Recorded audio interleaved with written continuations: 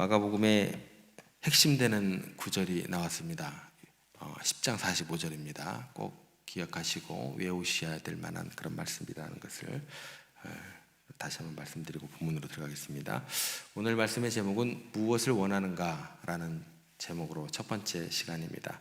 사람들은 저마다 이제 원하는 것들이 다 한두 가지씩 있습니다. 그것이 이제 어떤 사람은 이제 더 높은 자리를 올라가는 게 원하는 것이 되고, 더 많은 성공을 바라기도 하고, 더 어제보다 오늘보다 내일이 행복하기를 원하는 사람들도 있고 그렇습니다.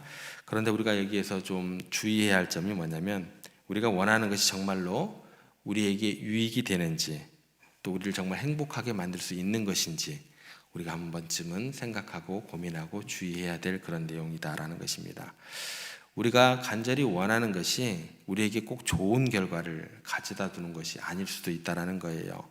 우리를 잘못된 길로 우리가 원하는 것이 이끌 수도 있다라는 것입니다. 그게 옳은 길이 아닐 수도 있고, 결과적으로 우리에게 유익이 되지 않는 것일 수도 있다라는 것입니다.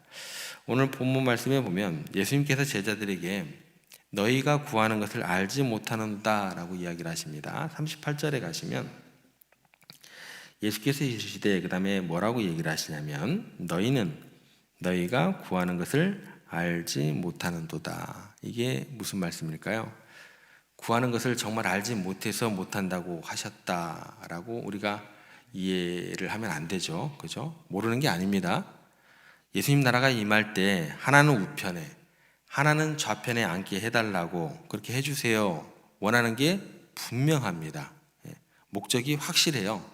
확실한 것을 지금 이야기를 하고 있습니다. 왜 모르겠습니까? 그런데 예수님께서 알지 못한다라고 이야기를 하신 이 말씀이 무슨 말씀이 되냐면, 야고보와 요한이 하나는 우편에 하나는 좌편에 앉게 해달라고 했는데 그것이 무슨 의미인지 모르고 그냥 그들 스스로 그게 좋겠거니, 높게 올라가면 최고겠거니 간절히 원하고 있지만 그들이 구하는 것이 무엇인지 이해하지 못하면서 구하고 있다라는 말씀이다라는 거예요.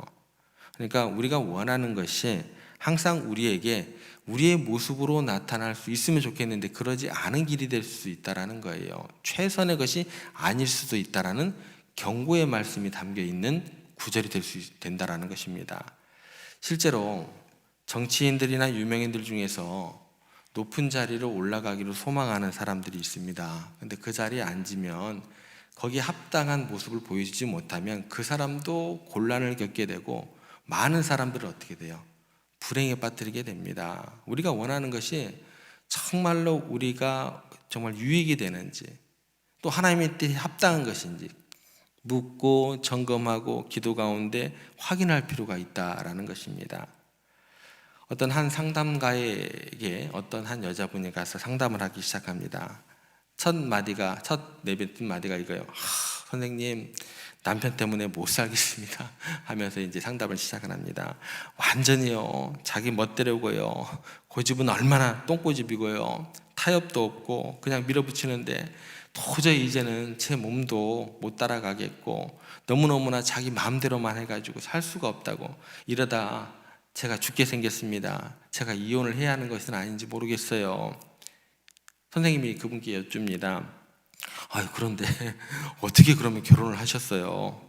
남편이 어떤 면이 그렇게 젊었을 때 좋으셨어요? 그랬더니 이야기를 합니다. 남편하고 교제할 때 얼마나 사람이 박력이 있고 결단력이 있고 추진력이 있는지, 거기에 반해서 걔가 결혼을 했지 않습니까? 성격이 달라서 매력적으로 느껴졌던 거죠. 무슨 말이에요? 남편은 그 모습 그대로라는 거예요. 남편이 젊었을 때는 박력도 있었고 추진력도 있었고 결단력도 있었고, 그래서 좋아서 결혼을 했는데 그 추진력과 박력이 지금도 변함이 없었던 거예요. 누가 변한 거예요? 마음이.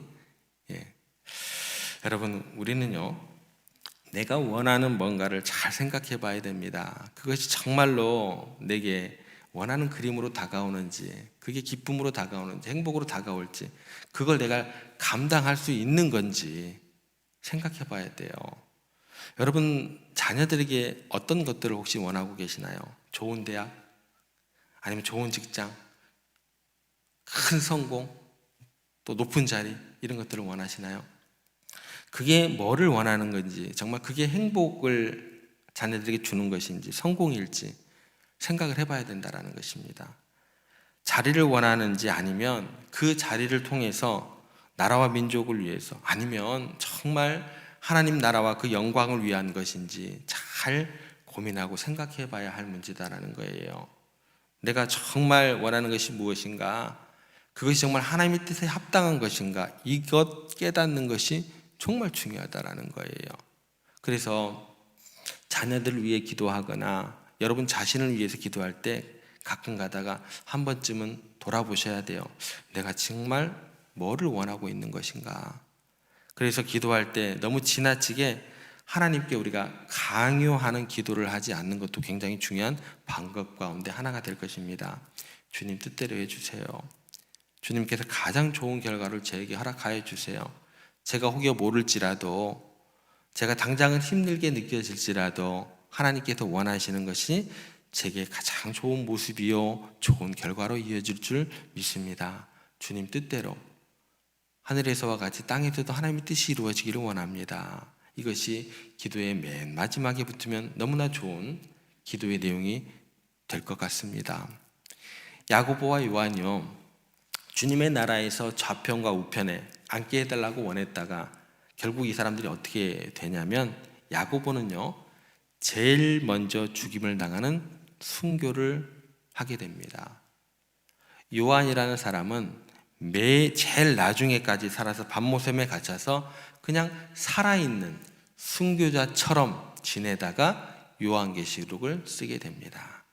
무슨 말이냐면, 예수님께서 아무리 말씀을 하셔도 이 사람들은 자기가 듣고 싶은 소리만 들었다라는 거예요. 예수님의 말씀의 뜻이 무엇인지, 성경에서 이야기하는 그 깊은 하나님의 뜻이 무엇인지, 지금 예수님께서 이들에게 전달하고 하는 진리가 무엇인지, 깨달아야 될 것이 무엇인지, 고쳐야 될 것이 무엇인지, 이런 마음과 이런 기대감으로 예수님 말씀을 듣고 우리가 성경을 읽는 게 아니라, 말씀을 듣는 게 아니라 예수님이 하시는 말씀 중에서 내가 원하는 소리가 무엇인지 그것만 기다리고 있는 거예요. 그래서 그것이 나오면 저게 예수님의 말씀이야 선별해서 들었다라는 거예요. 그러니까 이전에 했던 말씀 중에 다른 것들은 다 잊어버리고, 뭐 부활이래, 부활 다음에 뭔가 영광이 있대, 막 그런 것들, 뭐 어쩌고 저쩌고, 그런 것만 기억을 하고 있는지 모르겠어요. 근데 제자들만 그런 게 아니죠. 우리도요 똑같습니다. 내가 원하는 것만 들어요. 또 원하는 것만 봅니다. 내가 바라고 원하는 모습을 보지 절대 내가 객관적으로 보려고 노력을 하지 않아요. 굉장히 신기합니다.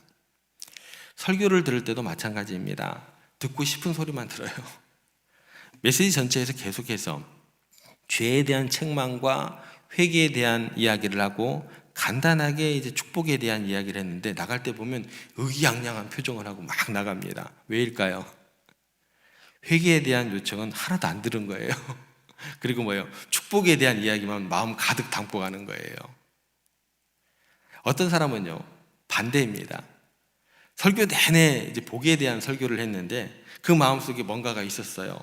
그러니까 축복은 다 놓치고 시험에 들어서 나가는 사람도 있습니다. 참 이상하죠? 여러분, 하나님의 말씀을 읽고 말씀을 들을 때는요, 우리의 생각과 욕망 내려놓고 하나님의 진리가 무엇인지 귀 기울이시는, 경청하는 그런 훈련들을 하셔야 돼요. 한 마을에 부모님이 없이 자란 어린 소년이 있었습니다. 외로운 마음을 달래기 위해서 항상 마을 한가운데 있는 큰 나무를 찾아갔고 친구 삼아 지냈습니다. 매일 나무에게 가서 나무 아래에서 놀고, 또 나무에게 자기 속마음을 털어놓고 웃음을 조금씩 찾아가기 시작했습니다. 시간이 흘렀어요. 소년이 이제 어른이 되었고 도시로 떠났고 나무가 홀로 남겨졌습니다. 몇 년이 지났을까요? 인생 가운데 어려움을 겪게 된 소년이 나무를 다시 찾아왔습니다. 그가 힘없이 나무 아래에 앉자 나무가 물었습니다. 무엇이 필요하니? 라고 물었더니 소년이 이야기합니다. 돈이 필요해 라고 이야기를 했어요. 그러자 나무가 자신이 가진 열매를 내주면서 이거 가져다 팔아. 그리고 소년은 그 열매들을 팔고 어려움을 해결할 수 있습니다. 그리고 소년은 다시 떠났어요. 나무는 혼자 남겨졌어요. 세월이 지났어요. 소년이 더 힘든 상황에 처한 채 나무를 찾아왔습니다. 이번에는 무엇이 필요하니라는 그 질문에 집이 필요해 라고 이야기를 했습니다. 나무가 주저하지 않고 가지들을 다 내어주면서 이것을 가지고 가서 집 짓고 살아 라고 하고 소년은 다시 떠나갔습니다. 그리고 한참 또 세월이 흐르고 난 다음에 그 소년이 가장 초라한 모습으로 나무를 다시 만나게 됩니다. 이제 남은 것은 나무의 밑동뿐이지만 소년은 그 밑동에서 잠시 쉬겠다고 이야기를 했고 나무는 자신이 남은 밑동을 소년에게 내주면서 마지막까지 그를 품어주었다라는 이야기가 있습니다. 하나님께서는요, 우리의 연약함을 아시고 우리가 돌아올 때마다 인내하시며 우리의 모든 필요를 다 채워주시는 하나님이십니다. 하지만 우리도요, 언젠가는 아니면 이제는 나무와 같은 하나님의 사랑에 조금은 반응해야 되지 않을까라는 생각을 해보게 됩니다. 누구의 강요가 해서가 아니고요. 그 하나님 사랑이 너무나 크기 때문에 이제는 우리가 하나님께 드리는 그 간구가 우리의 욕심보다도 하나님의 뜻이 이루어지기를 구하면 하나님께서 얼마나 기뻐하실까요? 우리가 구하고 있는 것이 정말 하나님의 뜻에 맞는지 우리가 돌아보기를 간절히 소망해 봅니다. 그래서 삶의 모든 순간에 하나님의 뜻을 구하면서 하나님의 뜻이 우리 가운데 이루어지기를 소망합니다 라는 고백이 우리가 기도로 드려지게 되기를 그렇게 소망해 봅니다. 그럴 때 가장 선한 길로 인도하실 우리 하나님이신 것을 우리가 경험하게 될 것입니다. 그 하나님을 신뢰하시면서 오늘도 하나님의 뜻을 따라 결단하고 그 길을 걷겠노라고 그렇게 기도하시고 그 길을 걷고 하나님께 영광을 올려드리는 여러분들의 오늘 하루의 삶이 되기를 주님의 이름으로 부탁드립니다.